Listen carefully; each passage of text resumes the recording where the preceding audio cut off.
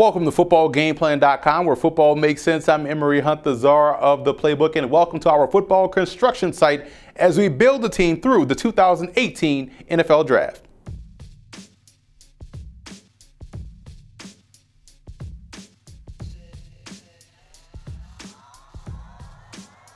You always hear others say that this particular draft is weak, or wait until next year to take this particular position, or the draft is an inexact science. Well, we at Football Game Plan believe that all three of those statements are huge myths, and we are here to show you why, as we will infuse talent onto each NFL team to make them better.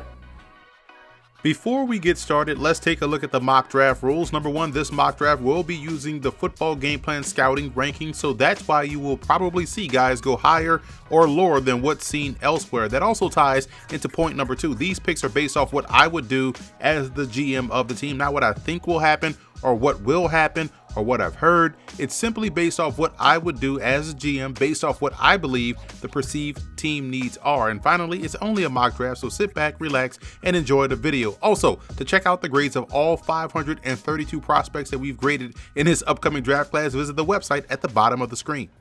The Los Angeles Rams have been making some splash moves in free agency and also with trades, bringing in Aqib Talib, Marcus Peters, and Ndamukong Suh. Those big names aside, there's still some room for them to get even better in the 2018 NFL Draft. In the first round, I went linebacker Rashaan Evans out of Alabama. I think he has the versatility to play inside or outside backer, and I envision him on the inside within this Rams defense. In the third round, I addressed the offensive line with Will Hernandez out of UTEP. In a real draft, he may end up as an early second round pick, but with the way this mock draft fell for the Rams, he was still on the board and was a no-brainer selection.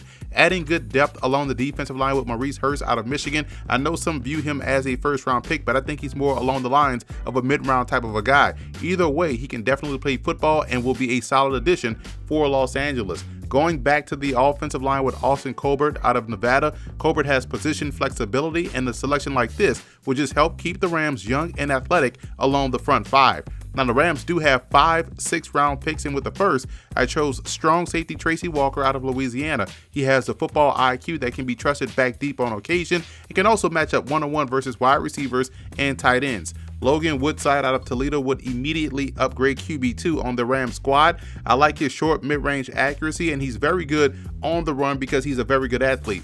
Akrum Wadley out of Iowa gives the Rams a nice change of pace option in the backfield. They add a guy that has a lot of wiggle to his game and one that could be deadly on screens and also sprint draw plays. Brett Taylor out of Western Illinois is one of the more underrated linebackers in the nation. He was one of the best backers in the FCS, a 3-time All-American, and one that has the ability to play any one of the 3 backer spots. And finally, I added another offensive lineman in Tamon Paris out of Stony Brook. The 6'5", 315-pound tackle was one of the best linemen in the FCS and is coming out of a very good offense that has a knack for developing players on both sides of the line of scrimmage. So that's a wrap for this edition of Building Through the Draft. If you want to watch our other NFL team 7-round mock draft videos, as you should, be sure to subscribe to us on the YouTube channel at youtube.com/footballgameplan, where you can also catch all of our FBGP scouting prospect ranking videos, and also subscribe to Football Game Plan podcast on iTunes and check out the Scout Team podcast.